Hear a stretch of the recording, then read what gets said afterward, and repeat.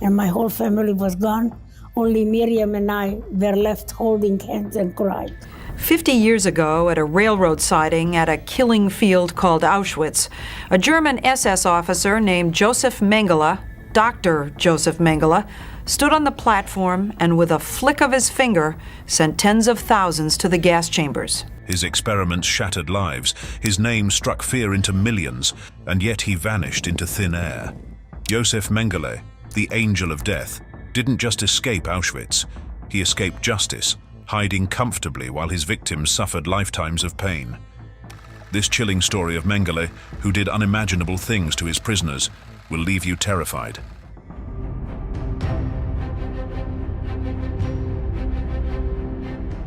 Imagine opening your eyes to a privileged family where future opportunities are all set for you, giving you a life many only dreamt of. Josef Mengele was born on March 16, 1911, in the small Bavarian town of Günzburg, Germany. He was the eldest of 3 sons and lived a remarkably luxurious life with extraordinary living standards. Mengele's father, Karl Mengele, was the owner of the agricultural machinery manufacturer, which was flourishing at the time. His mother, Walburga Hupfauer, had a big role in Mengele's early life. To cut it short, the Mengele family lived a life that most could only envy. From a young age, Mengele was pretty noticeable. It wasn't just his grades that made him superior to others. He was an extraordinary kid with a brilliant and curious mind. Science and scientists attracted him. Though he started his education by studying philosophy in 1930 at the University of Munich, he soon shifted toward medicine. By the end of 1939, Mengele finished his medical degree with an interest in related areas like genetics and anthropology. Soon it turned out that it wasn't just interest, but obsession. Mengele's mind was fostering the chilling idea of refining humanity using selective breeding, which was sitting well with the wild situation taking shape in Germany at the time, at the mercy of none other than the Nazi Party. His thirst for knowledge and for improving the human race brought him to the University of Frankfurt, where he completed his studies under a famous eugenics expert, Ottmar Freiherr von Verschuer. It was this supporting figure who helped Mengele grow racial purity. It didn't take long for Mengele to find his ideas to be perfectly aligned with the racial purity of the Nazi Party.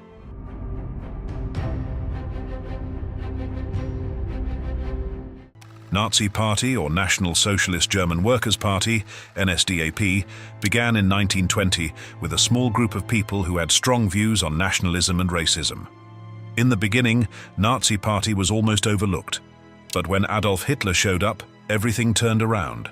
Hitler showed his enthusiasm and encouragement through his powerful speeches, which clicked with the frustrated party members. Germany was in bad shape with the economic and political disorder at the time, especially after the Great Depression. German civilians were looking for solutions, and Nazi Party made promises of strength and revival. The year 1932 marked the success of the Nazi Party, making it the largest political party in Germany, with Hitler becoming Chancellor in 1933. While Hitler was leading the party, he wasn't all alone. Heinrich Himmler was the leader of the Schutzstaffel and had a big role in Nazi terror like the Holocaust. Other than Himmler, Joseph Goebbels, the Minister of Propaganda, took control of the media and helped feed the ideas of Nazis in the general public. Lastly, Hermann Göring was another top leader who initiated the secret police, the Gestapo, and the concentration camps. Many of the historical events also helped Nazi Party gain fame and rise to power. One of those was the Reichstag fire, which happened in the year 1933 at the German Parliament.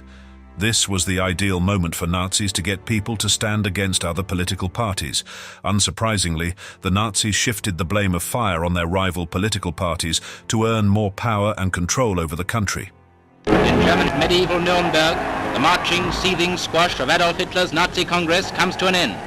Nazi Party was all about themselves, holding extreme nationalism, racial purity, and hostility against Jews and other races. For them, Germans were the only valuable people, especially the Aryan race among all. Shockingly, they only had one horrendous plan in their mind, which was to create a state free from Jews, Romans, disabled people, and other races. On top of that, Nazi Party also turned down the idea of democracy and human rights, as they wanted to run their own laws and control everything as they liked. Besides, they desired to extend Germany's territory, letting their people have more land and resources, naming it Lebensraum, or living space. Sein Sowjetzeichen soll vor sich hertragen und wir werden in unserem Zeichen wieder siegen! Fueled by this cause, they set off on a mission to attack and dominate the neighboring countries.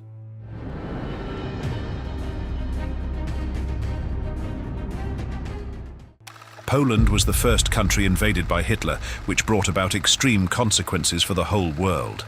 On September 1st, 1939, he made a brutal entry into Poland and sparked the fire of World War II. In a game-changing moment, just after 2 days, Britain and France declared war on Germany, who had promised to offer protection to Poland. Earlier, Hitler was successful in taking charge of Austria and Czechoslovakia with minimum effort. This drove him to go one step further and invade Poland. Anyone could tell that Nazis were willing to go the extra mile to take every nation under their control. So World War II let the Nazis apply their radical agenda with even more confidence. As the World War grew, Hitler and his army used horrific ways to dominate others, like the Holocaust, which ended up killing millions of Jews. This World War was fought between two different groups, the Axis powers and the Allies. The first group included countries like Germany, Italy, Japan, Romania, Hungary and Slovakia, which was set to seize control of large parts of the world. Germany, with the leader Hitler, was all set to dominate Europe using immense power and terror. Italy's Benito Mussolini sought to reshape the Roman Empire in the Mediterranean and Africa.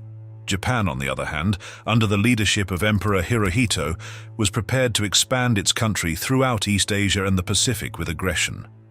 However, the Allies, including the UK, France, the Soviet Union, China and the United States, stood together to battle the Axis powers and resist their attempts to take over. As time went on, other countries such as Canada, India, Australia and Brazil shook hands with the Allies, taking a solid part in the war. This big group of allies was then standing their ground to tackle the Axis powers. During the Poland invasion, Hitler used the Blitzkrieg or lightning war method, in which they had fast-moving tanks, infantry and Luftwaffe or air force to cripple the Polish defenses. The Soviet Union, on the other hand, also made a sudden entry into Poland through the east on September 17th because of the secret Molotov-Ribbentrop Pact signed between the Nazis and the Soviet Union. After constant push and clash, they were able to conquer Poland in full. Germany dominated the west and the Soviet Union ended up on the east side. The Poland invasion marked the beginning of savageries against the harmless civilians, some of whom were taken prisoners by the Nazis. That was when the ill fates of prisoners unfolded in the form of inhumane experiments carried out in the concentration camps, especially at the mercy of Josef Mengele. Horrific experiments in concentration camps. Josef Mengele, who had shaken hands with the Nazis in 1937, soon became a full-blown member of Schutzstaffel. This big paramilitary organization ran under the leadership of Adolf Hitler, infamous for its brutality and terror. As he built his legacy throughout the party, Mengele soon found himself a part of Auschwitz, where he was free to turn his unsettling scientific curiosity into weapons of unimaginable suffering. Between 1942 and 1945, the Nazis, particularly Mengele, used prisoners for his horrific experiments. Men, women, and children were forcefully put through cruel procedures, even when they denied them. The worst part of these experiments was that there wasn't any use of anesthesia, which caused unthinkable pain and suffering. Some infamous experiments included the freezing test, in which the victims were exposed to extreme cold to study hypothermia. Another experiment was sterilization and fertility trials, in which the researchers wanted to come up with an easy way of mass sterilization to stop the reproduction of undesirable groups. Most of these prisoners were Jews, but Nazis also took in prisoners of other groups and races, or people who they thought were useless or undesirable. Those were none other than Roman people, disabled, political prisoners, and others. All of them hailed from countries like France, Hungary, the Soviet Union, Poland, and others.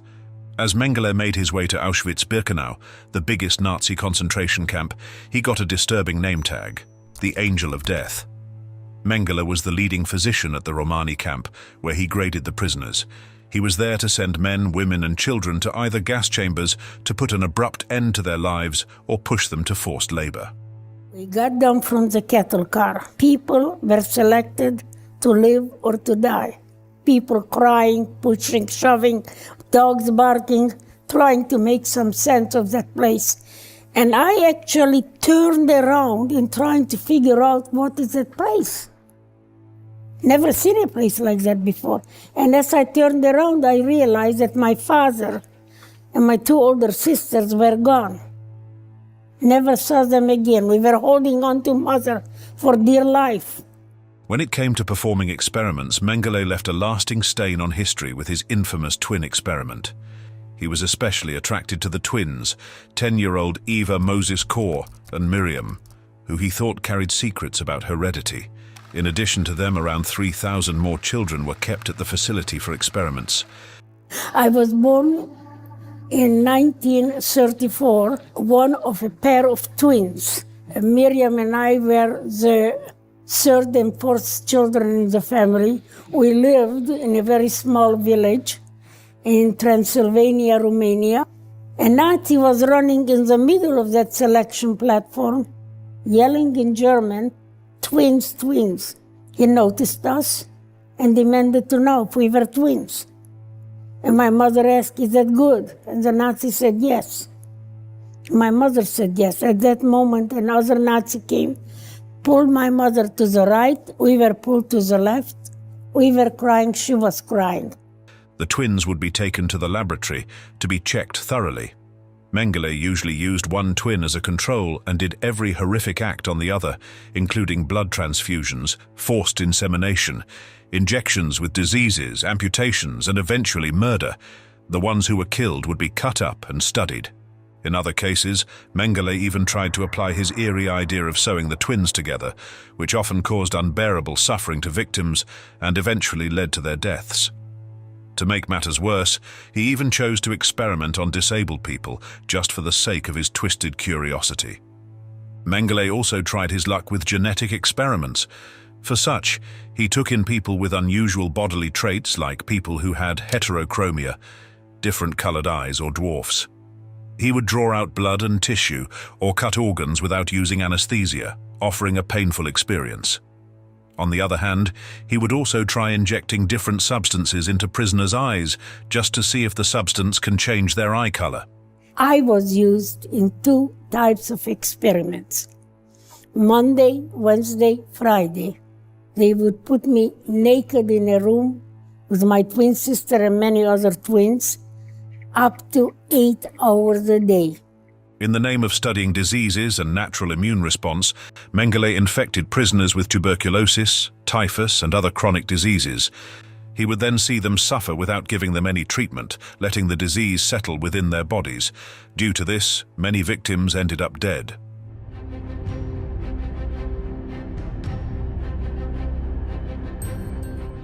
This tragic world war came to an end after several Allied forces battled the Axis and undermined their power.